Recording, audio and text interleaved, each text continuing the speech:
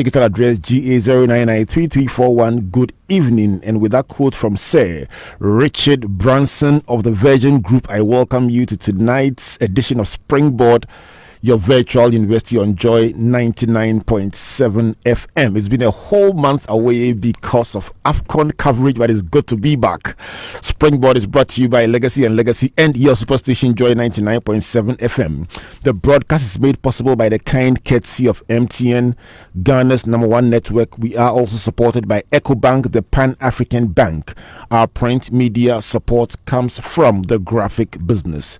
Thank you for joining us tonight on Joy FM and on Facebook, streaming live digitally on Joy 997 FM. Albert N.E. Okran and Comfort Okran A. My name is Albert Okran. And on behalf of the Virtual Academic Board, chaired by Comfort with support from Matthew, Priscilla, Amos, Emmanuel, and Jojo, I wish you a blessed Sunday wherever you're listening from tonight. And so here is the issue. With over 350,000 potential job seekers entering the market every year, how do we as a nation, a society, provide opportunities for them in the economic marketplace? Tonight we explore the all-important subject of entrepreneurship. What is it? What is it not? And by the way, talking about economic opportunity, guess how many years the World Economic Forum projects it will take to achieve equal economic opportunities for men and women, that is gender parity in the economic space. Amazing. Just send your answer. How many years do you think it will take for gender parity in the economic space? That is, men and women having equal opportunity in the economic marketplace. Guess how many years it will take to achieve it across the world. If you send the correct answer to me on 02499995555, you could win a copy of the book Principles of Success and World Creation by my guest for tonight. I'll tell you about that book. There's a whole history surrounding that book. All right, so you could win a copy of that book. And then a supplementary question by this one. It's not an exam room, but a supplementary question. Which 5 countries have already achieved gender parity in the economic space? That means that in those countries, men and women already have equal opportunity economically. You say it's impossible. Some are already doing it. All right. So tonight we talk about entrepreneurship and we examine what the practitioners call entrepreneurship, not the textbook one, the real one, and then the importance, opportunities, but our focus largely is on the mindset of an entrepreneur. What do they do differently? What do they see that we don't see? How do they get to achieve results in the most unlikely of circumstances? My guest for tonight is a big friend of Springboard. We've been together in the trenches over the years. He's been here right at the inception of this show. I mean, this show has been 11 years on radio. He was here right at the beginning, and some of the most exciting times we've had at Springboard have been with this man. So he is somebody that we know very, very well. He's a pharmacist. He's an entrepreneur. He's an elder in church. He wears several hats. He's an author, and he's a multiple, or some call it a serial entrepreneur. He's also a traditional leader and stood as the Nkabom Hini of the New Jobbing traditional area. He's so passionate about New Jobbing. I don't know. I mean, anytime I've had to go there for a festival or funeral or festival or traditional activities because of him, and of course, the traditional head himself. So let's break down the subject with my guest for tonight, the CEO of Mikaddo Holdings, the governor, Nana Dr. Addo Agyekum. Nana, welcome to Springboard. Thank you. Good to see you. I must tell them the history. Of course. Let me tell you, before we settle on the subject, let me tell you my last encounter with you here at Springboard. I've used it several times on radio, and for me, that was, we were having a discussion several years ago on this same subject, entrepreneurship and opportunity. And your submission that day was that the rich look for opportunities to make more money, and the poor typically look for opportunities to spend their money. And it is in the mind. And while we're talking, people gathered outside JFM because the subject was quite hot. So when we finished the show, we went out, and here was quite an aggressive crowd trying to see what are you guys talking about. And I remember you were using a white vehicle that day. I remember it so well. And when we got out, the guys were standing outside Joy FM, and you said to me, just watch what I'll do. And you opened your boot, removed beef Foster bread. It was quite in vogue at the time. You had come straight from Koforidua, and you sold the bread to the people standing then to the people standing in front of the station, showed me the money, and reminded me that the rich will always make more money and the poor will spend the money. Exactly. Tell me, what is it about entrepreneurship that fascinates you so much? I've been poor before, homeless, no food to eat, and now, by God's grace, I have something in my sleeves. The two, poverty and wealth. I would definitely choose wealth. Poverty comes with so many problems and challenges, even though the rich also have, but they can always surmount the challenges. That's the more reason why I think I should be passionate with entrepreneurship. And what is entrepreneurship? If you organize resources, both natural and artificial ones, the sun, air, water, beings, the land, the soil, plus electricity, water, whatever. If you're able to organize all of these, put them together into a business venture, then we say you're an entrepreneur. The process is entrepreneurship.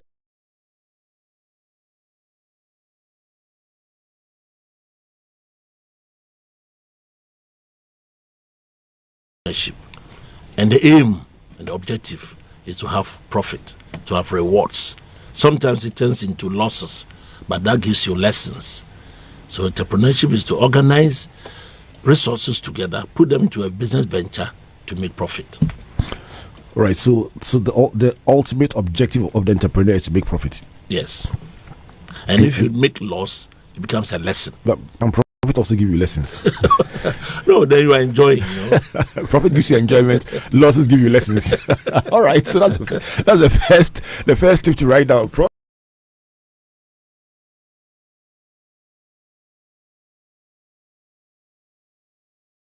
Profit gives you enjoyment, and then losses give you lessons and memories. All right. So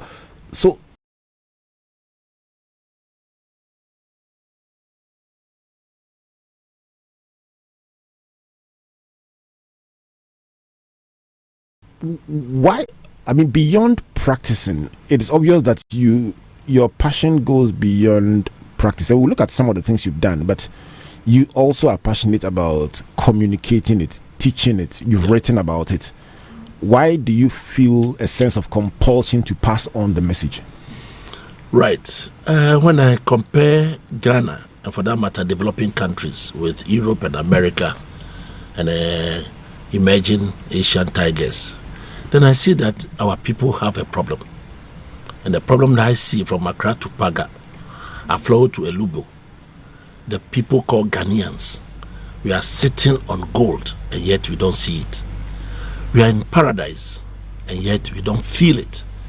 And that's why I think I should leave a legacy telling them how I have come from zero to somewhere, from grass to grace. And that process, I think I should share with people. I shouldn't be selfish. I should let them know. That's why I do what I do. I recall this book that I'm talking about today and giving out, and I recall the discussion we had several years ago that led to the writing of this book. I was telling Matthew that there's a history behind this book. Exactly. And when I heard it the first time, I felt that the principles you were sharing were so strong that they needed to be put in writing. And that's right. And we challenged each other, and the book came out, and not just challenged, but I actually was very much involved in the capturing your thoughts in this book, which I had the privilege of printing in my printing days, and which has been reprinted several times. Yes. And now, how many have you done since subsequently? I have sold over 300,000 of this book to all students in this country. Right. And subsequently, you've gone on to do how many more books? About 6 more now. Right. Oh, thanks to you for your encouragement. Seriously, it's just a blessing to know that yes, you're carrying the flag so strongly. But say, let me find out. You talk about poverty being the trigger for you in terms of your background, need, challenges being the thing that pushed you to go into entrepreneurship. What are some of the other things that push people generally to look for business opportunity, explore business opportunity? I must say that envy and jealousy are serious emotional stresses that come into people. Luckily, if you put into positive stress of envy and jealousy, it makes you become an entrepreneur.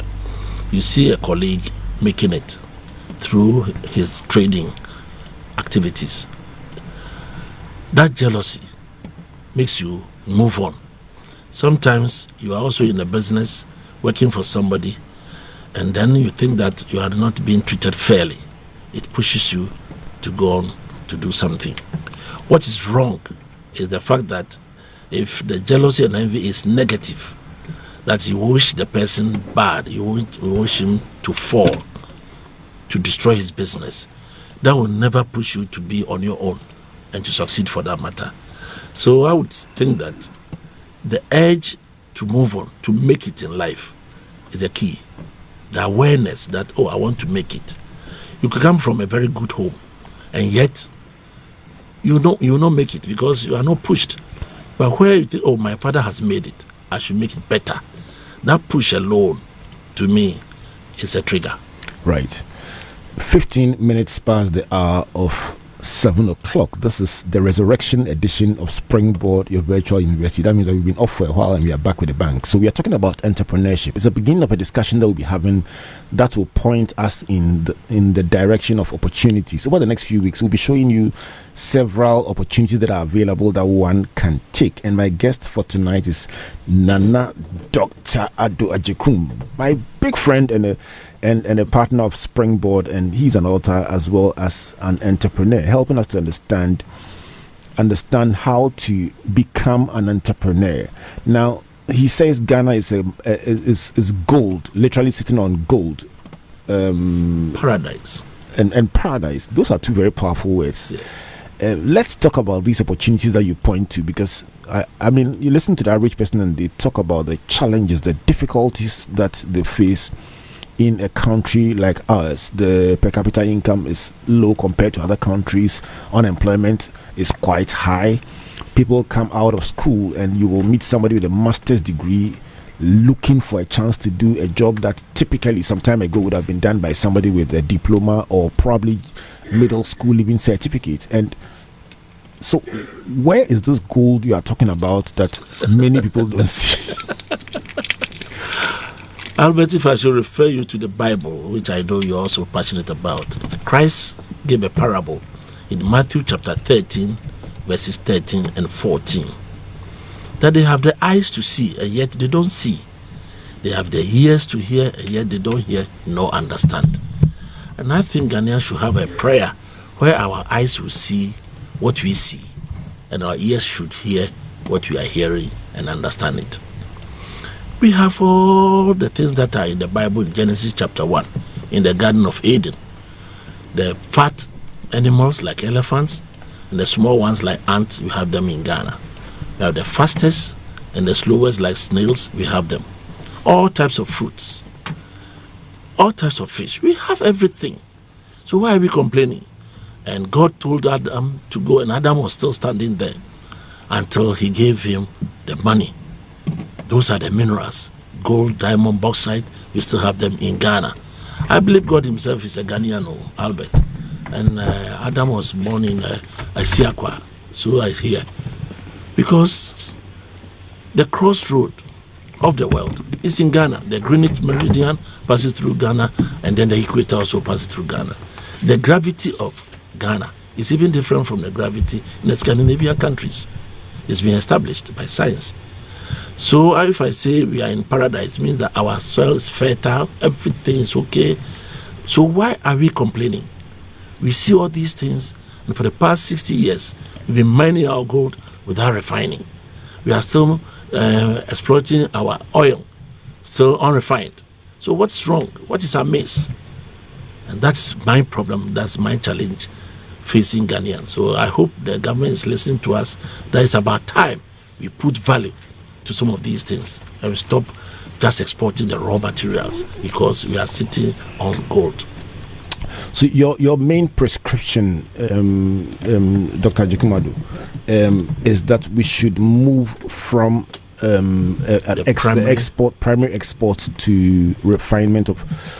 There are arguments that have been raised about that, but let me bring on Jojo, who's in our team, to give us one of the young guys perspective. Yes, tell us why they are complaining when they are sitting. So let's find. Let's hear it. Let's not say it for them. Let's hear it from the young people themselves. So, Mr. Okran, the position of the governor is that really there is that much opportunity in here, and I'm sure you will also acknowledge that there are quite a number of your colleagues straight from university, finished national service, who are jobless, and government is trying with NAPCO to try and bridge the gap. But the reality is that there's so many people who need help that it's almost like a drop in the bucket. There's so much more that has to be done. So, Governor, you're asking why? What is the challenge with entering into business? So, Jojo, how old are you? 23. 23. So I would say you are within the youth group. Sure. That bracket, I think that you have so much opportunities. Mm-hmm. So what's amiss? Why are people not grabbing the opportunities that are in Ghana? I think, first of all, that's starting from a position that views that being something amiss already, and I don't necessarily think that is the case. There are a fair number of graduates who are unemployed. However, in every single time period you look at, there have been people who are unemployed. But when you also look at my peers, there are a lot of people doing incredible work, taking the same things that some people may not necessarily view as opportunities. Foodstuff Home is one of them. She took the money that she made from her national service, and now she is an entrepreneur who goes to the market, and she has a journalism degree. So some people may not view that as the work she should be doing, but she goes to the market, she takes the raw materials, and then takes them to people's homes. Good. So Jojo, I'm mentioning somebody's name. Mm-hmm. She's only one person out of the lot. But there are a lot of entrepreneurs like them, because you may not necessarily see them because they haven't blown up just yet, but people are hustling in the streets. People are really putting in the work. So could you agree with me that that girl has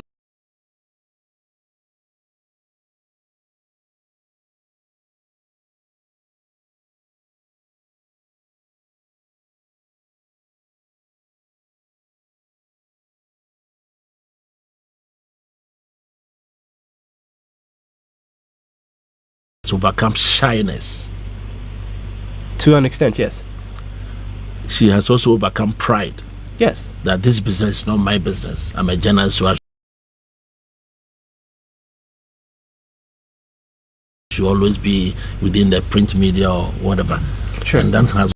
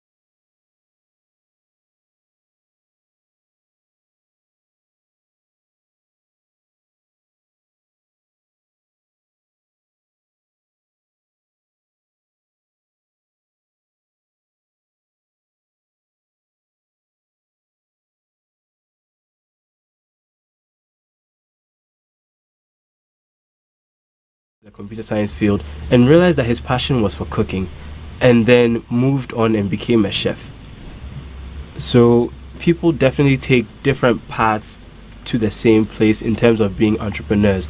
And I think that's one lesson that people should definitely take away, that you don't have to feel pressured that I have to leave right now. If you feel like you are in the period where you are gaining experience, where you are learning the skills and the tools that will make you an effective entrepreneur, once you leave that space of employment, I feel like it's okay to take your time and to learn.